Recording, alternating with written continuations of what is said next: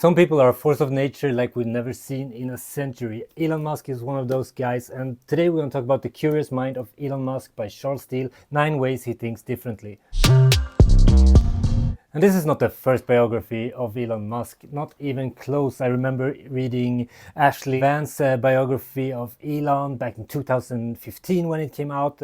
After that, Walter Isaacson has had his take on Elon's life in this big, thick tome of a biography. And actually, the same month that this book came out, Jurgensen, who made the Naval Ravikant book, also made a book called The Book of Elon. What made this book stand out was that it's an idea-driven exploration of how Elon Musk thinks, and that it traces Musk's obsessive curiosity back to its roots. An early existential crisis shaped by childhood trauma and neurodivergence, and the profound influence of sci-fi writers such as Douglas Adams and his famous Hitchhiker's Guide to the Galaxy. I think I have the book here actually, it's one of my favorite books as well.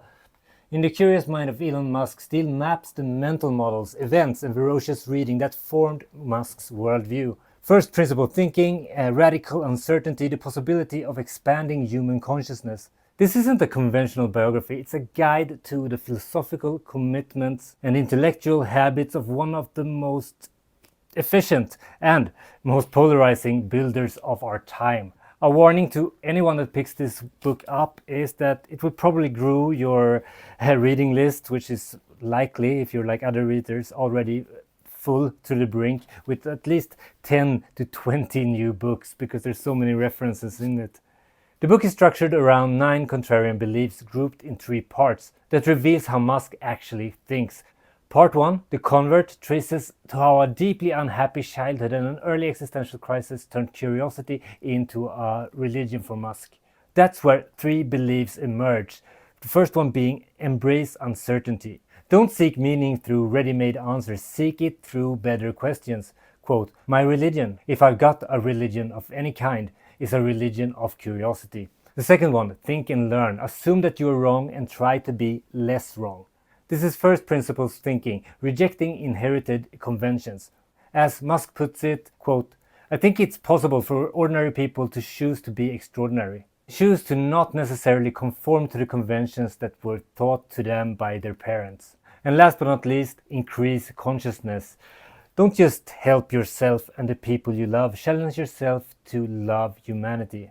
Steele connects this part of the book with the myth of Prometheus.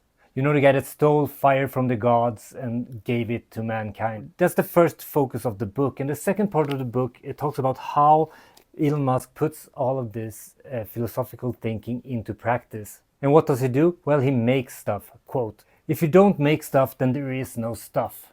Musk starts from Jobs' realization that everything that you see around you are built by people no smarter than you. So he built PayPal, then SpaceX, then Tesla, then Neuralink, then the Boring Company, then XAI. 6 companies tackling civilization scale problems simultaneously. And then Steele goes into how Elon goes to the market with his missions and starts all these companies. And then his obsessions with exploring space to spread human consciousness throughout the universe. The idea is that leaving Earth makes universe more human. One of the ways to scale consciousness is to become a multi-planetary species. Quote, a new philosophy of the future is needed. I believe it should be curiosity about the universe, end quote. And then we have the third part, which is called the Crusader. This is where it all gets spicy. It's where Elon Musk goes on the offense to defend his core beliefs. This covers him acquiring X to defend freedom of expression, the right to offend, the political stuff, the drama with OpenAI that resulted in Grok, the truth-seeking AI, which also feeds into his anxiety about AI as existential threat to humanity. So this book covers it all, basically. My biggest takeaway from this book is deceptively simple. You can just do things, but most of us don't, and Charles Steele, he tries to explain why. First of all, we care too much about what people think of us. Musk's Asperger gives him what you might call an unfair Asperger advantage. He naturally prioritizes reason over social approval.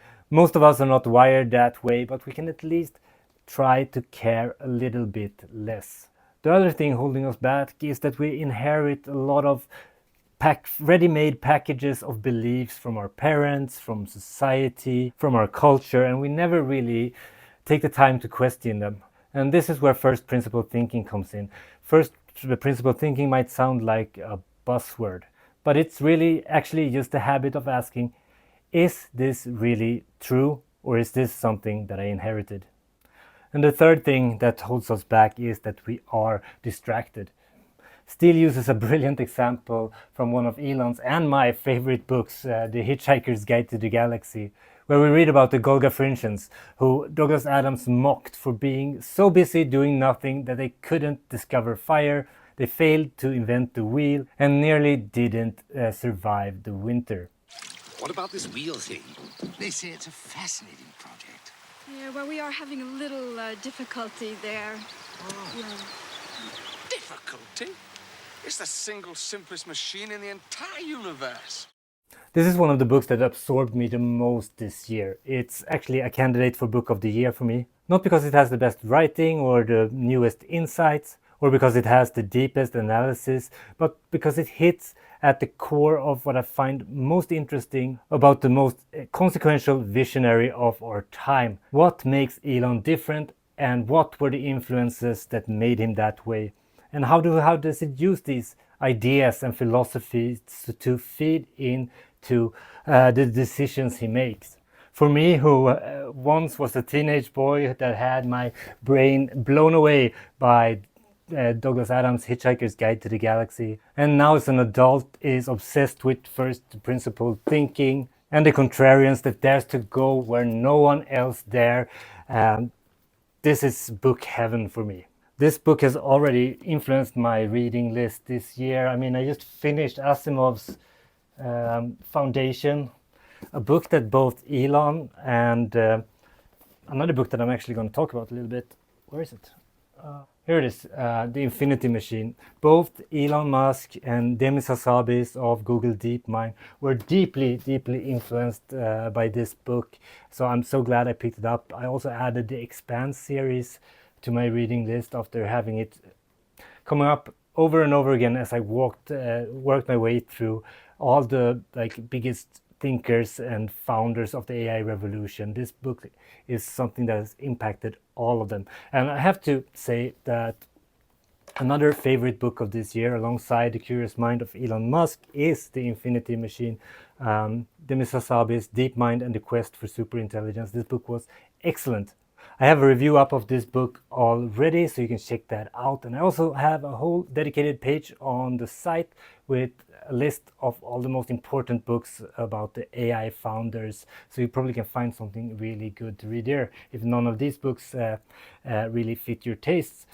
Next week, and if you're on the newsletter, you already know that the next review will be Foundation by Asimov. It's a banger book, so it's going to be so fun to talk about it. So we are still in that futuristic mind space as we start off August. So let me know in the comment what books you are reading right now. What book is your book of the year so far? There's a few months left to go, and by the way, September is going to be a banger month. I was looking at the new releases list and I put that up on the page, just like a preview page of the books that are coming out. And we have Gladwell, Jared Diamond, Jon Ronson. I don't know if that made the list, but still a book by a guy whose previous books I really enjoyed. So it's like huge books coming out in September. So brace yourself and tune into BookLab. Thanks for this week and see you next week. Björn out. Happy reading.